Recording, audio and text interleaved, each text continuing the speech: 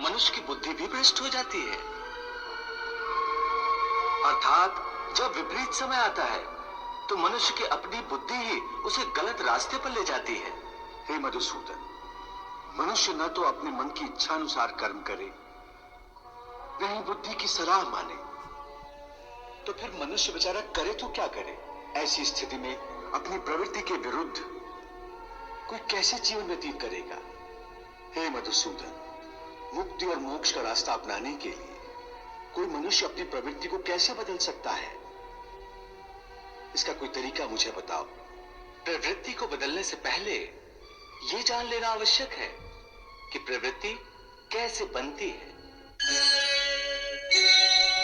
हे पार्थ, जो कर्मयोगी होते हैं वो आसक्ति छोड़कर कर्म की सफलता और विफलता में समबुद्धि से काम लेकर योग द्वारा परमात्मा पर आस्था रखकर कर्म करते हैं। इसे ही समत्व योगा कहते हैं। हे पार्थ, ईश्वर को समर्पण करने की भावना से किया हुआ कर्म फल प्राप्ति की कामना से किए हुए कर्म से कई गुना अधिक श्रेष्ठ है।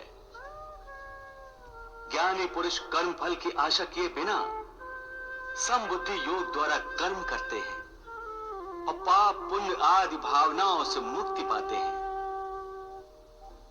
पार्थ, तुम भी ऐसी भावनाओं से मुक्त हो जाओगे जब तुम समबुद्धि कर्म का आचरण करोगे। योगस्था कुरु कर्माणि संगम त्यक्त्वा धनंजय सिद्धि असिद्धियों समो भूत्वा समत्वम योग उच्यते। पार्थ, एक बात ध्यान में रखो, फल की वासना से फल पर ही दृष्टि रखकर कर्म करने वाला सकाम मनुष्य उत्तम कर्म करने पर भी कर्मयोगी नहीं हो सकता। ऐसे मनुष्य को ख्याति आदि लाभ प्राप्त हो सकते हैं, किंतु उसे परमात्मा और शांति प्राप्त नहीं हो सकती।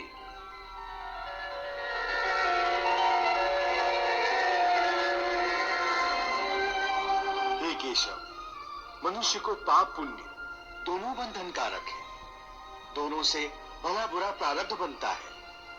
प्रायश्चित द्वारा पाप से मनुष्य मुक्त हो सकता है, परंतु पुण्य से वो मुक्त कैसे होगा?